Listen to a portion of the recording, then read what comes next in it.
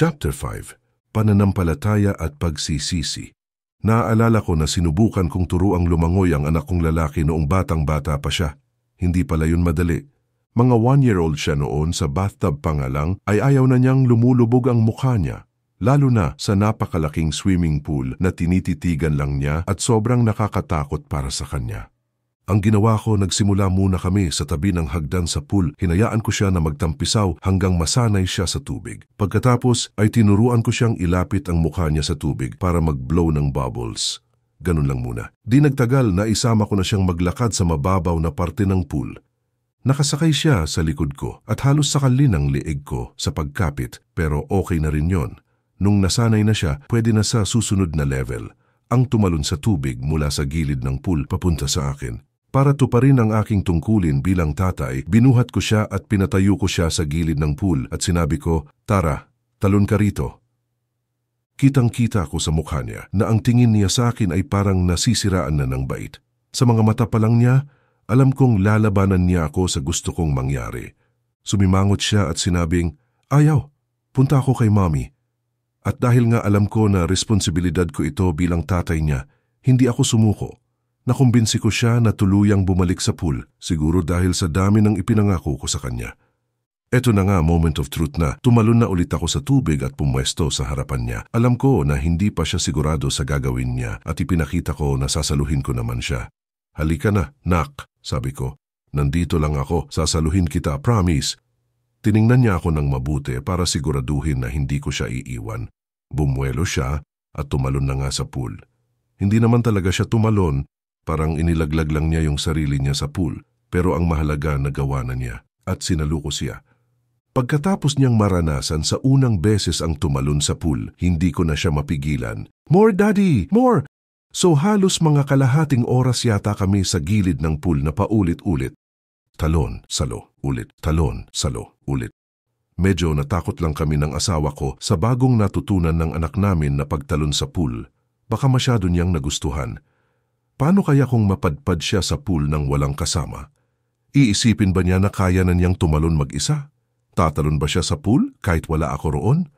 Sa sumunod na mga araw, pinagmasdan namin siya sa pool at namangha kami sa nakita namin. Bilang tatay, malaking comfort at encouragement ito sa akin. Hindi kailanman inisip ng anak ko na tumalon sa tubig nang wala ako. Pero kapag nandiyan ako sa harapan niya at nakikita na niya ang mga kamay ko na handa siyang saluhin, wala siyang takot na tumalon. Kasi kahit na ilang beses na niyang nagawang tumalon sa pool, hindi naman siya bilib sa sarili niyang abilidad. Ang tiwala niya ay nasa tatay niya at sa pangako ng tatay niya. "Halika na, nak, tumalon ka na, nandito lang ako, sasaluhin kita." Ano ba ang pananampalataya at pagsisisi? Ikinuwento ni Marcos na sa simula pa lang ng ministeryo ni Jesus. Ito na ang kanyang ipinapahayag. Dumating na ang takdang panahon. Malapit nang maghari ang Diyos, kaya magsisi na kayo't talikuran ang inyong mga kasalanan. Paniwalaan ninyo ang magandang balita. Ang utos na iyon, magsisi at maniwala, ito ang hinihingi ng Diyos na tugon sa magandang balita ni Jesus. Sa buong New Testament, mapapansin natin na ito ang itinuturo ng mga apostol sa mga tao. Dahil nga ang turo ni Jesus sa mga nakikinig sa Kanya ay magsisi sa kanilang mga kasalanan at maniwala sa magandang balita. Si Pedro, noong siya ay nagsalita sa maraming tao noong Day of Pentecost, ay inutusan ang mga tao, "Pagsisihan ninyo't talikuran ang inyong mga kasalanan at magpabautismo kayo sa pangalan ni Hesu Kristo," ayon sa Gawa chapter 2 verse 38. Sa Gawa chapter 20 verse 21, ipinaliwanag naman ni Pablo ang kanyang ministeryo at ganito ang sinabi niya, "Maging Hudyo o Griego man ay pinangaralan kong tumalikod sa kasalanan, manumbalik sa Diyos at manalig sa ating Panginoong Hesus." At sa Gawa chapter 26 verse 18, ipinaliwanag niya ang ipinapagawa ni Jesus sa kanya. "Imumulat mo ang kanilang mga mata, ibabalik sila sa kaliwanagan, mula sa kadiliman, ililigtas sila sa kapangyarihan ni Satanas, at ibabalik sa Diyos. At sa pamamagitan ng pananampalataya nila sa akin, sila'y patatawarin sa kanilang mga kasalanan at mabibigyan ng lugar kasama ng mga taong ginawang banal ng Diyos." Pananampalataya at pagsisisi. Ito ang tanda ng mga taong na kay Kristo o mga Kristiyano. Sa madaling salita, Kristiyano ang tawag sa taong tumalikod sa kanyang mga kasalanan at nagtitiwala sa Panginoong Hesukristo. Sa Kanya lamang at wala ng iba pa para iligtas siya mula sa kanyang mga kasalanan at sa darating na paghatol ng Diyos dito. Ang faith ay pagtitiwala. Ang salitang pananampalataya o faith ay isang salitang hindi na maayos ang pagkakagamit at hindi na pare-parehas ang pagkakaintindi ng mga tao. Magtanong ka sa mga tao sa kalye kung ano ang pananampalataya. Maaaring may makapagbigay ng maayos na mga paliwanag pero siguradong iba't ibang mga kahulugan ang maririnig mo. Malamang, ang nasa isip ng mga tao ay ito. Ang pananampalataya ay ang paniniwala sa mga bagay na hindi naman ka panipaniwala talaga. Hindi nakikita at madalas ay katawa-tawa pa nga. Kahit anong ebidensya ang ilaban sa paniniwala mo, maniniwala ka pa rin. Ito kadalasan ang ibig sabihin ng faith para sa mga tao. May isang pagkakataon noon na nanonood kami ng anak ko sa TV ng Macy's Thanksgiving Day Parade. Ang tagline ng event na yon ay Believe, maniwala ka lang. At doon sa stage merong metro na sumusukat daw sa paniniwala ng mga tao, isang believe o meter kapag dumaan ang magagarang mga floats na may kasamang mga dancers na naka-costume o kaya ay mga banda na tumutugtog ng malakas. Depende sa palakpakan ng mga tao, unti-unting tataas yung pointer sa metro ng believe o meter. Siyempre, ang highlight ng event na ito ay si Santa Claus na nakasakay sa kanyang sleigh na may hugis na parang malaking gansa. Grabe ang palakpakan ng mga tao at halos parang masisira na yung metro sa believe o meter. May kasama pang mga musikero, mga dancers, nagliliparang mga confetti at nagsisigawang mga bata. Pati mga matatanda ay nagsisigawan. Parang naniniwala talaga ang mga kababayan ko na totoo si Santa Claus. Yung anak kong lalaki ay 6 years old at buti na lang, salamat sa Diyos, ay natatawa lang siya sa kalokohan ng mga tao. Pero parang ganyan nga yata ang tingin ng mundo sa pananampalataya. Parang katuwaan lang na walang koneksyon sa tunay na buhay, parang laro-laro lang na ginagawa ng mga tao kapag masaya at kapag gusto lang nila. May mga naniniwala sa Easter Bunny at kay Santa Claus tulad ng mga bata. May mga naniniwala na may kapangyarihan daw sa mga bato at mga kristal. May mga naniniwala naman sa mga diwata. At yung mga Kristiyano, sila rin ay may pinaniniwalaan si Jesus. Pero kapag binasa mo ang Bible, makikita mo na ang pananampalataya pala ay hindi katulad ng mga ginagawa nila, nakatuwaan at parang laro-laro lang. Ang pananampalataya ay hindi paniniwala sa mga bagay na hindi mo kayang patunayan gaya ng sinasabi ng karamihan sa mga tao. Sa Bible, ang pananampalataya ay pagtitiwala. Isa itong matibay na pagtitiwala sa mga pangako at mga katotohanang si Jesus ay tunay na namatay at muling nabuhay para iligtas ka sa iyong mga kasalanan. Sa Roma chapter 4, sa kanyang kwento tungkol kay Abraham, ipinaliwanag ni Pablo kung ano ang ibig sabihin ng pananampalataya. Dito niya inilarawan kung anong klaseng pananampalataya ang mayroon si Abraham. Kahit wala ng pag-asang magkaanak, nanalig pa rin si Abraham na siya'y magiging ama ng maraming bansa. Ayon sa sinabi sa kanya, sindami ng mga bituin ang iyong magiging lahi. Hindi nang hina ang kanyang pananampalataya kahit ugod-ugod na siya. Palibhasa'y 100 taon na siya noon at ang kanya namang asawang si Sarah ay baog. Hindi siya nag-alinlangan sa pangako ng Diyos. Sa halip, lalo siyang lumakas dahil sa kanyang pananampalataya at nagpuri pa sa Diyos. Lubos siyang naniwala na tutuparin ng Diyos ang ipinangako nito. Ayon sa Roma chapter 4 verse 18 to 21. Kahit na ang sitwasyon niya ay parang salungat sa ipinangako ng Diyos sa kanya, napakatanda na ni Abraham, napakatanda na rin ng asawa niya, at baog pa ang kanyang asawa, si Abraham, ay naniwala pa rin sa mga sinabi ng Diyos sa kanya. Buong puso siyang nagtiwala sa Diyos at inasahan niya na tutuparin ng Diyos ang kanyang mga pangako. Pero hindi perfect ang pananampalataya ni Abraham, dumaan din siya sa panahon na pinagdudahan niya ang Diyos, kaya nagkaroon siya ng anak kay Hagar na si Ismael dahil pinangunahan niya ang Diyos at binalak niyang gawan ng paraan ang katuparan ng mga pangakong ibinigay sa kanya. Pinagsisihan niya ang kasalanang iyon at ibinalik niya ang kanyang pananampalataya sa Diyos. Nagtiwala siya sa Diyos at sabi nga ni Pablo ay, lubos siyang naniwala na tutuparin ng Diyos ang mga ipinangako niya. Ganito rin ang hinihingi sa atin ng Ebanghelyo ni Hesukristo na tayo ay manampalataya kay Jesus, manalig sa Kanya, at magtiwala na gagawin niya ang kanyang mga ipinangako. Manampalataya na tayo ay mapapawalang sala. Pero kung mananalig tayo kay Jesus, mananalig para saan? Ano ba ang inaasahan nating mangyari? Sa simpleng pananalita, tayo ay nagtitiwala sa Kanya na kaya niya tayong mapawalang sala sa paghatol ng Diyos Ama. Not guilty. Ganito kasi yan, ipapaliwanag ko. Sinasabi kasi ng Bible na ang higit na kailangan ng bawat tao ay ang maituring na matuwid at hindi masama sa paningin ng Diyos. Pagdating ng panahon ng paghatol ng Diyos, tayo ay nasa desperadong sitwasyon. Gusto nating tayo ay madeklarang not guilty at hindi guilty. Kasi nga, ang hatol ng Diyos sa mga makasalanan o sa mga taong guilty sa kasalanan ay walang katapusang kaparusahan sa impyerno. Kapag tayo ay ipinahayag na not guilty, ito ang tinatawag ng Bible na pagiging justified. Ang justification ay deklarasyon ng Diyos na tayo ay matuwid na sa Kanyang harapan at hindi na guilty, walang kasalanan. Paano ito mangyayari? Sabi sa Bible, hindi ito magiging posible kung ang titingnan ng Diyos ay ang sarili nating mga buhay. Malaking kalokohan yan kasi nga tayong lahat ay makasalanan. Kung gagawin ito ng Diyos, hindi natin siya kayang kumbinsihin gamit ang sarili nating kakayahan at mga gawa dahil hindi ito magiging sapat. Kailangang may umako ng responsibilidad natin at kung sino man iyon siya dapat ay perpekto at walang bahid ng kasalanan. Dito pumapasok si Jesus at ang ating pananampalataya sa Kanya. Nananalig tayo na siya ang tatayo sa harap ng Diyos para sa atin, ang Kanyang perpektong buhay na walang bahid ng kasalanan at Kanyang kamatayan sa krus bilang kabayaran ng ating mga kasalanan. Sa madaling salita, tayo ay nagtitiwala na tatanggapin ng Diyos ang perpektong buhay ni Kristo bilang kapalit ng makasalanang buhay natin at dahil sa Kanya, tayo ay ituturing na ng Diyos na matuwid, not guilty, ayon sa Roma chapter 3 verse 22. Isipin mo na parang ganito yon. Kapag tayo ay nagtiwala kay Jesus para iligtas niya tayo, tayo ay nakikipag-isa sa Kanya at mayroong napakagandang palitan na nangyayari.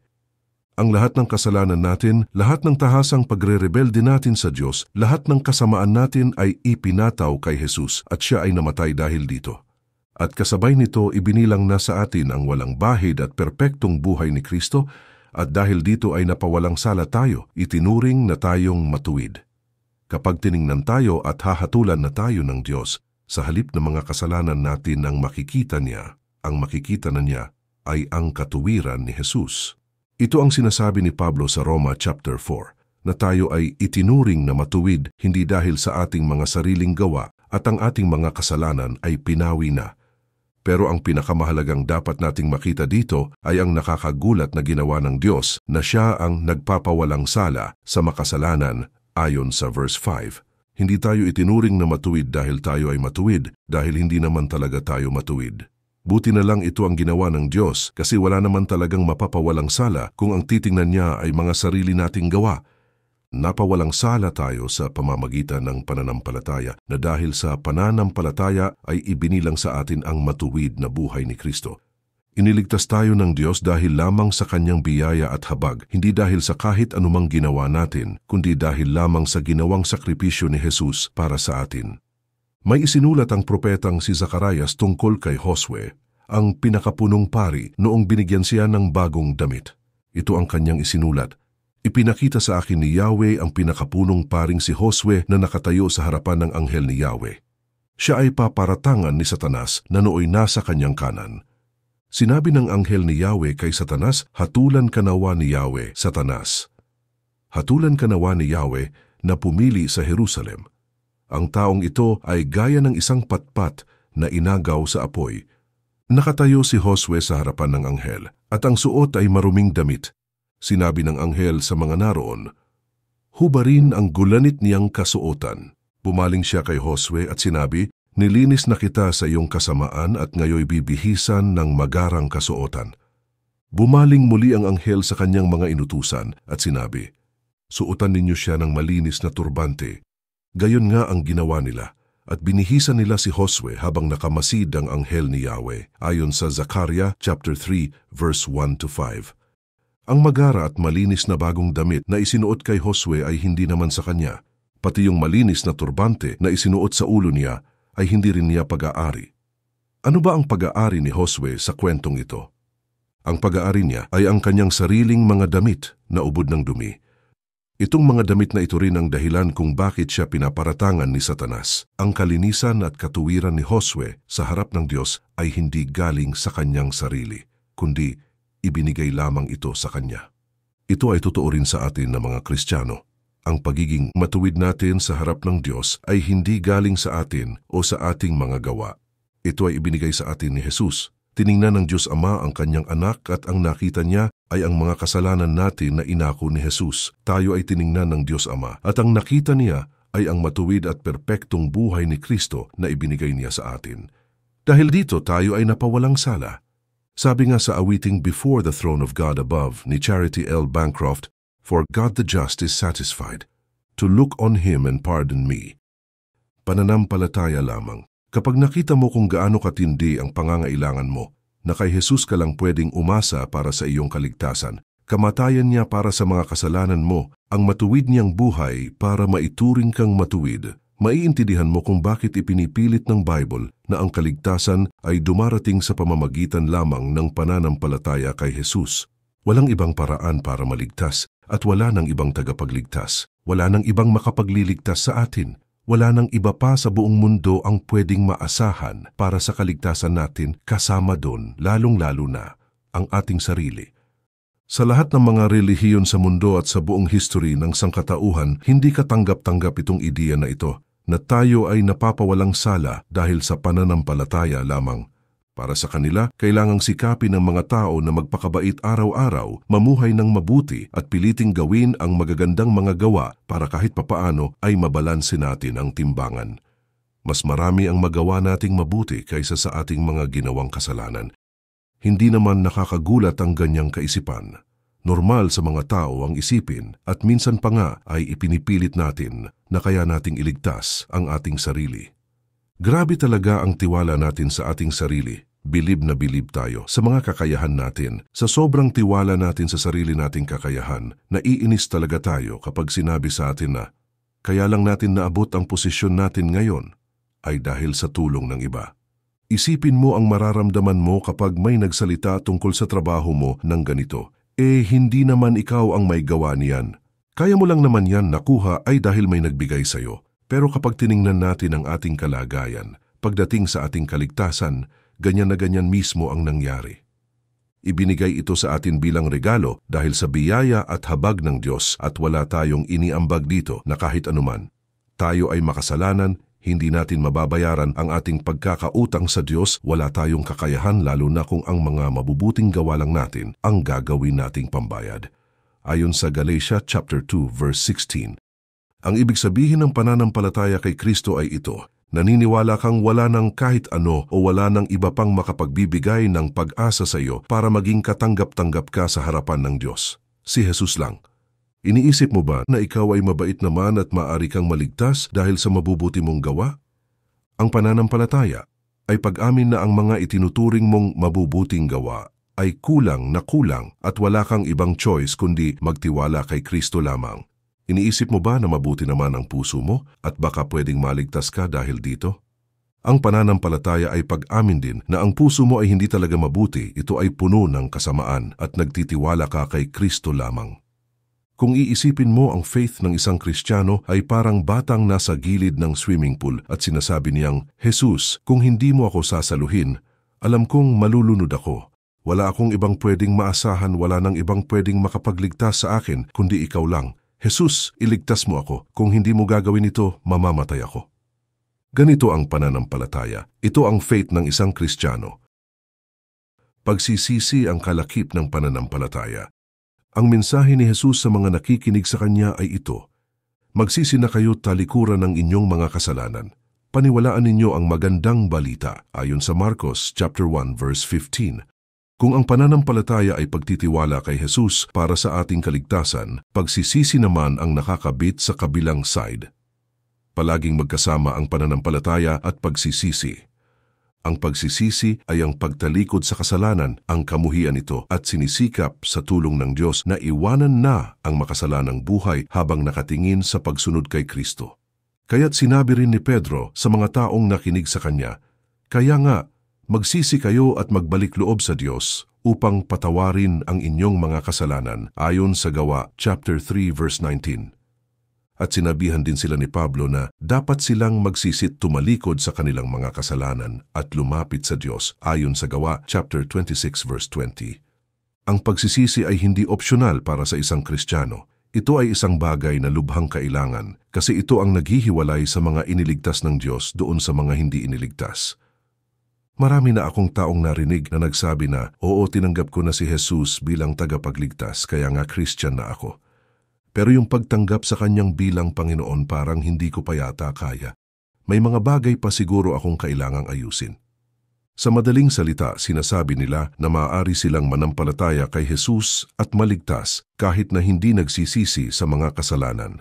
Pwede ba yun? Kung tama ang pagkakaintindi natin sa pagsisisi o repentance, makikita natin na malaking kalokohan ang sabihin na tinatanggap mo si Jesus bilang tagapagligtas pero hindi mo siya tinatanggap bilang Panginoon. Sa totoo lang, ang ganitong pagkakaintindi ay kontra sa sinasabi ng Bible tungkol sa pagsisisi at yung koneksyon nito sa kaligtasan. Halimbawa, nagbigay ng warning si Jesus mismo na malibang magsisi kayo't talikuran ng inyong mga kasalanan, mapapahamak din kayong tulad nila ayon sa Lucas chapter 13 verse 3. Ang mga apostol, nung narinig nila ang kwento ni Pedro tungkol sa kaligtasan ni Cornelio, ay nagpuri sa Diyos dahil kahit ang mga hentil ay binigyan din ng Diyos ng pagkakataong magsisi at tumalikod sa mga kasalanan upang mabuhay ayon sa Gawa chapter 11 verse 18. Ang turo din ni Pablo sa ikalawang Korinto chapter 7 verse 10 ay ito. May pagsisisi na nagdadala sa mga tao tungo sa kaligtasan. Kung tutuusin, ang pananampalataya kay Jesus ay pagtitiwala sa kanyang pagpapakilala kung sino siya talaga. Ang hari na nag-alay ng kanyang buhay sa krus, muling nabuhay para ipakita na ang kamatayan at kasalanan ay kanya nang nagapi ng lubusan at dahil diyan, siya lang ang tunay na may kapangyarihan para iligtas ang mga taong makasalanan. Kung sinasabi mong ikaw ay Kristiyano at sinasabi mong naniniwala ka sa lahat ng yan pero sinasabi mo rin, hindi ko kayang tanggapin ang paghahari ni Jesus sa buhay ko, parang walang sense ang ganyang kaisipan. Ang pananampalataya kay Kristo ay palaging may kalakip na pagtalikod sa mga bagay na tuluyan ng ginapi ng haring si Jesus, ang kasalanan. Kung hindi natin tinatalikuran ang kasalanan, ibig sabihin, hindi rin totoo ang ating pananampalataya kay Jesus na siyang nagwagi laban dito. Katulad nga ng turo ni Jesus sa Mateo chapter 6 verse 24, walang aliping makakapaglingkod sa dalawang Panginoon sapagkat kapupuotan niya ang isa at iibigin ang ikalawa, paglilingkuran ng tapat ang isa at hahamakin ang ikalawa. Kung ilalagay mo ang iyong buong tiwala at pananampalataya kay Jesus na hari, dapat mong itakwil at talikuran ang lahat ng mga kaaway niya. Hindi perpekto pero kinakalaban ang kasalanan. Pero tandaan natin na hindi ito nangangahulugan na hindi na makakagawa ng kasalanan ang isang Kristiyano. Hindi ganun yon. Ang pagsisisi sa kasalanan ay hindi nangangahulugang tuluyang titigil ka na. Sa paggawa ng mga kasalanan, maaaring may mga habits ka pa rin sa buhay na hindi madaling bitawan at ikaw ay magkakasala pa rin. Ang mga Kristiyano ay makasalanan pa rin kahit na tayo ay binigyan na ng Diyos ng bagong buhay at patuloy tayong makikipaglaban sa mga kasalanan sa buhay natin hanggang sa muling bumalik si Jesus at tuluyan na tayong dalhin sa kaluwalhatian. Pero kahit na tayo ay nagkakasala pa rin, hindi ibig sabihin nito na okay lang tayo sa kasalanan tulad ng dati. Ngayong tayo ay mga Kristiyano na hindi na natin kasundo ang mga kasalanan natin. Makikipaglaban tayo sa mga kasalanan natin araw-araw at patuloy na kakalabanin ito sa lahat ng parte ng buhay natin sa tulong ng kapangyarihan ng Diyos. Maraming mga Kristiyano ang nahihirapan sa idea ng repentance dahil akala nila sa pagsisisi nila ay hindi na sila magkakasala at mawawala na ang lahat ng mga temptations sa buhay nila. Kapag nakita nila na hindi nangyayari iyon, nawawalan sila ng pag-asa at pinagdududahan na nila kung totoo ba talaga ang kanilang pananampalataya kay Jesus. Ang totoo rito, kasama ng bagong buhay na ibinigay ng Diyos sa atin, ay ang kapangyarihan na labanan at talunin ang kasalanan sa buhay natin ayon sa unang Korinto chapter 10 verse 13. Pero dahil nasa katawang tao pa rin tayo at patuloy na nakikipaglaban sa kasalanan, kailangan nating tandaan na ang totoong pagsisisi ay higit sa lahat pagbabago ng puso at pagtingin sa kasalanan, hindi lang pagbabago ng asal. Sa puso natin, inayawan na ba natin ang kasalanan at nakikipaglaban ba tayo rito? O baka naman mahal pa rin natin ang ating mga kasalanan at ipinagtatanggol pa natin ang mga ito? Alin ba sa dalawang yan ang nangyayari sa puso natin ngayon? Sabi nga ng isang author, magkaiba ang isang Kristiyano at ang isang hindi Kristiyano hindi dahil sa yung isa ay walang kasalanan at yung isa naman ay maraming kasalanan. Ang pagkakaiba nila ay ito. Yung isa ay mas mahal ang kanyang mga kasalanan kaysa sa Diyos at yung isa naman, ngayon, ay minamahal na ang kanyang Diyos at nilalabanan ang kanyang mga kasalanan. So saang side ka lulugar? Sa iyong mga kasalanan o sa iyong Diyos? Ang tunay na pagbabago ay may tunay na bunga. Kapag ang isang tao ay nanampalataya kay Kristo at tunay na pinagsisihan ng kanyang mga kasalanan, makikita natin sa Bible na ang taong ito ay binibigyan ng Diyos ng bagong buhay.